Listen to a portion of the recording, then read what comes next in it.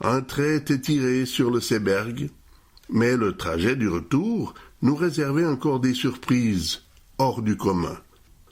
Depuis Diemtigen, nous montâmes la vallée du Simmental, en passant par Erlenbach, Oberwil et Bottingen. Puis ce fut l'ascension du col du Yonne. De 845 mètres d'altitude, nous montâmes en poussant nos machines chargées de tout leur armement jusqu'à 1509 mètres d'altitude. Arrivé à Echieg, un petit hameau situé à quelques kilomètres du sommet, il se mit à pleuvoir. Comment allait se passer la descente du col sous la pluie? Ce fut, je crois, la question que tout le monde se posa. En plus de ça, ils vont nous faire coucher à 10 kilomètres à peine de la caserne, cette bande d'imbéciles, alors qu'on sera trempés jusqu'aux os. Psst, ils savent vraiment plus comment emmerder le monde. À peine avais-je terminé de marmonner cette phrase, qui exprimait à la fois ma révolte et ma colère, que nous arrivions au sommet du Yonpass. Alors que nous étions tous impatients de regagner Drognans et que nous comptions les heures qui nous séparaient de la caserne, le commandant décida d'improviser un ultime exercice. Subitement attaqués par un ennemi, nous avions pour mission de le neutraliser au plus vite. Comme notre ennemi fictif semblait être rusé, il nous fallait faire preuve de patience et l'atteindre au contour, à plat ventre, allongé sous la pluie. Cet exercice dura 1 heure environ. Durant ce temps-là, mon esprit pratique s'inquiétait sérieusement. Si on tient à descendre sur Bro de jour, il faudrait quand même pas se mettre de nuit. Parce que rouler sur le plateau fribourgeois, c'est pas bien méchant, mais descendre un col de montagne de 10 à 15 kilomètres quand on n'y voit pas à 1 mètre, Schlapper, si tu tiens à arriver à la caserne avec tout ton effectif au complet, il faudrait presque voir pour, hein? L'exercice enfin terminé, la compagnie se rassembla en formation afin de recevoir les commentaires des officiers. Ce fut le commandant de la place d'armes de Drognans, le colonel Kernan en personne, qui s'adressa à nous pour commenter le résultat de cet exercice. À préciser que durant toute cette école de recrues, on aurait pu compter sur les doigts d'une seule main le nombre de fois où le colonel nous avait personnellement adressé la parole. Messieurs, je suis dans l'ensemble assez satisfait de votre travail durant cette alerte. Il y a encore bien sûr des points à améliorer, mais je reconnais que vous avez fait du bon travail. Et puis le Seeberg. Tu vas quand même nous dire quelque chose sur notre boulot au Seeberg, non? Il veut même pas en parler. Mais c'est un scandale, comme dirait mon copain Wegmüller. Ah, il a encore quelque chose à nous dire. Je voudrais encore préciser une chose. Nous n'allons pas dormir cette nuit à l'endroit prévu. Nous dormirons à la caserne.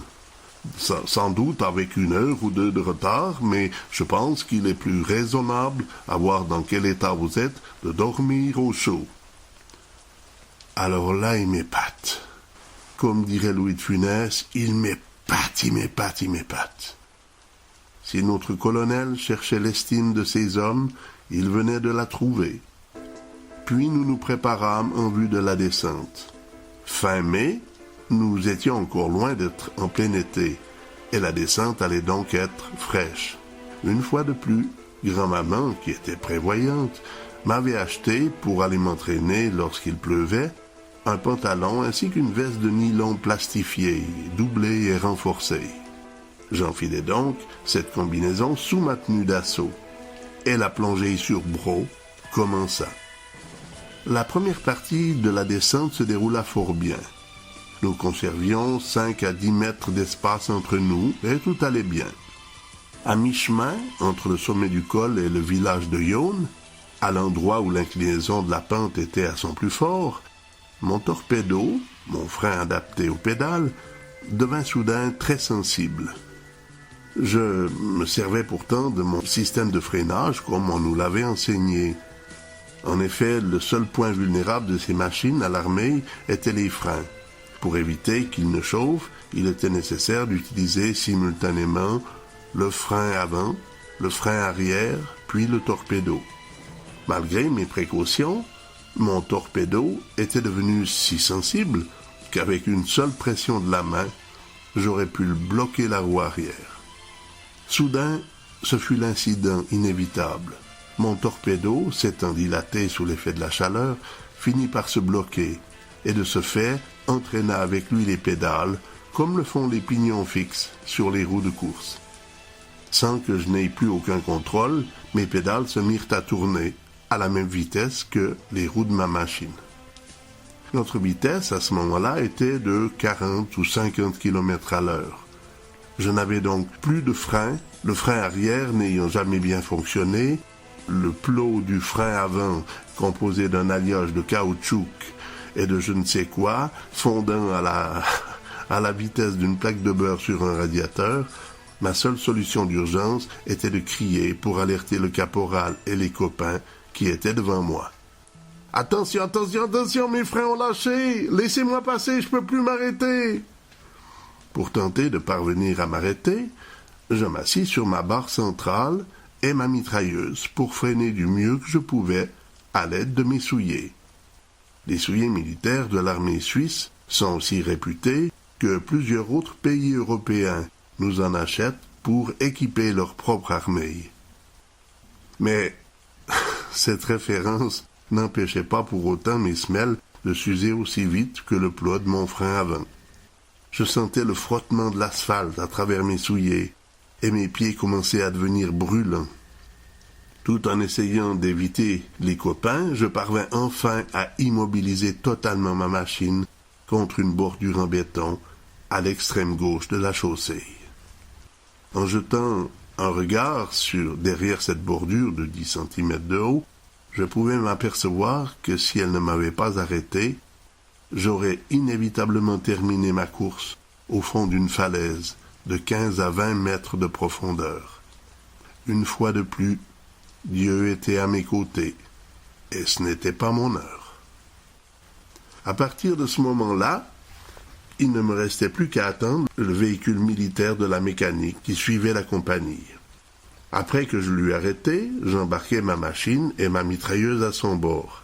Le mécanicien en sortit une autre, cette fois sans mitrailleuse, sans sacoche de cadre et sans fusil au dos, puisque les tireurs 2 et 3, de par nos grosses charges à transporter, étions exemptés du port du fusil d'assaut. J'allais donc partir pour revenir sur le reste de la compagnie, quand la Mercedes blanche du colonel s'arrêta derrière nous. Le colonel en descendit et vint se renseigner sur la raison de notre arrêt. « Qu'est-ce qu'il s'est passé ?» Je n'eus pas à répondre, le mécanicien s'en chargea pour moi. Il a fait chauffer son torpedo, il a bloqué son système de freinage. Apparemment, j'avais déçu l'officier supérieur. On arrive encore à la fin de l'école de recrues et ils ne savent toujours pas freiner. Combien de fois on vous a répété que l'on freinait avec le frein avant, ensuite avec le frein arrière, puis avec le torpedo? Mais c'est exactement comme ça que j'ai fait. Seulement, il faut vous dire une chose, je pèse 80 kilos. Ma tenue d'assaut, 56 kilos. Mon cadre, 20 kilos, et ma mitrailleuse, 20 kilos. Ce qui fait à peu près une chose comme 180 kilos. Avec un tel poids, je suis constamment obligé de freiner, parce que la compagnie, elle, n'avance pas assez vite. Et pour que ce soit complet, mes freins ne tiennent pas le coup. Devant de tels arguments, le colonel Kernan mit fin à cet entretien et m'ordonna de rejoindre la compagnie. Enfin libre de tous mes mouvements sur ma machine, je descendais à tombeau ouvert. Pourtant, si je me sentais vraiment à l'aise physiquement, une grosse question préoccupait mon esprit. Ce que je lui ai dit est vrai, mais si je suis le seul à qui c'est arrivé, j'aurais l'air malin, j'aurais l'air de quoi? Et le gros Fallet, encore plus lourd que moi, plus chargé que moi, si ça lui arrivait pas, lui. Quelques contours plus bas, j'étais rassuré. À peine sorti de la forêt, je vis au loin un cycliste arrêté. En Ralentissant un peu, je reconnus mon copain Fallet. Gilbert semblait avoir eu plus de chance que moi pour mettre fin à sa course folle, puisqu'il s'était arrêté au milieu d'un champ de trèfle. Afin d'avoir la confirmation qu'il était victime du même problème que moi, je lui criai en passant « C'est ton torpedo qu'a lâché ?» Sa réponse fut silencieuse, mais compréhensive. Il se contenta de verser un peu d'eau de sa gourde sur son tambour de frein arrière, et l'eau partit en vapeur. Ce ne fut que le lendemain que j'eus connaissance du bilan définitif des torpédos survivants à la descente du Yonne Pass. Sur les 3 groupes mitrailleurs qui avions fait cette descente vertigineuse, les torpédos des 3 machines transportant les mitrailleuses avaient serré. Ceux des 2 machines transportant les affûts avaient aussi succombé à la chaleur. Quant à Moutet, le seul descendeur à ne pas avoir eu d'ennui mécanique, ce fut à son tour 2 jours plus tard de devoir faire réparer son torpedo. La pluie cessa durant la soirée, ce qui nous permit de souper dans une forêt non loin de Braux. Après le repas, nous reprenions la route en direction de la caserne. L'armée suisse, dans sa dureté, allait nous permettre de dormir dans des lits. Ce geste, pour moi, signifiait beaucoup et m'encourageait à dire oui à mon école de sous-officier. Il nous restait 2 semaines à passer à Drognance avant d'être libérés. La première fut pour moi l'un des moments les plus importants de ma vie. Après mon certificat d'horticulteur, c'était le galon de caporal que je m'apprêtais à gagner. Il ne tenait désormais plus qu'à moi de prouver ma compétence en tant que chef de groupe. Le colonel me l'avait annoncé officiellement dans son bureau lors de mes dernières qualifications. Ce jour-là, mon entretien avec le plus haut gradé de la place d'armes fut sans doute un genre d'examen de culture civique et helvétique. Il me posa différentes questions sur la formation de la Confédération, sur les ministres au pouvoir. Il faut croire que mon instruction était suffisante, puisqu'il me considéra apte à faire désormais partie de la nouvelle école des caporaux. La 2e semaine fut réservée au nettoyage des armes et du matériel. Ce grand ménage allait durer près de 4 jours. Puis ce fut l'inspection du major armurier, qui vérifia l'état général de nos fusils d'assaut. Pour mettre fin à cette école de recrues, dans la bonne ambiance, nous eûmes droit à un souper suivi d'une soirée de compagnie à l'auberge communale de Romans. Même les sous-offres et les officiers montèrent sur scène pour nous prouver qu'ils avaient eux aussi, en temps opportun, le sens de l'humour.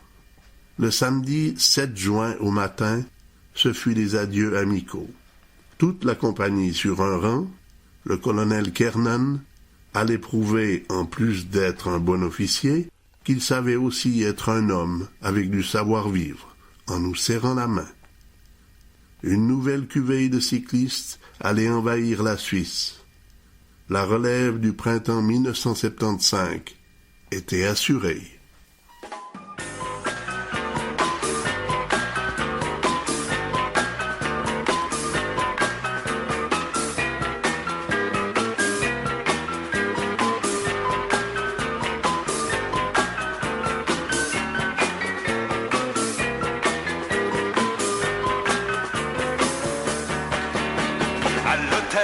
Plage, on mange très très mal. Quand je dis ça au patron, il me dit c'est normal. C'est les vacances, mon ami. C'est les vacances, et en vacances tout est permis. Comme ça ne dure pas toute l'année, faut se dépêcher d'en profiter. C'est les vacances. La chambre de l'an dernier est déjà occupée par une très jolie fille. Je dis qu'est-ce que ça fait? C'est les vacances. C'est les vacances, mon ami. C'est les vacances. Et en vacances tout est permis. La la la la la la la la la la la la. C'est les vacances. partout où je vais, il y a tellement de bruit que les gens dansent quand même quand le disque est fini. C'est les vacances, c'est les vacances mon ami. Yeah. C'est les vacances, et en vacances tout est permis.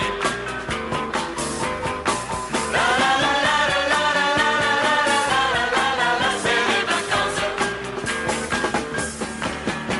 J'ai payé 10 000 francs pour un baby whisky. J'ai cru à une erreur, mais le garçon m'a dit c'est les vacances, c'est les vacances mon ami. C'est les vacances, et en vacances tout est permis.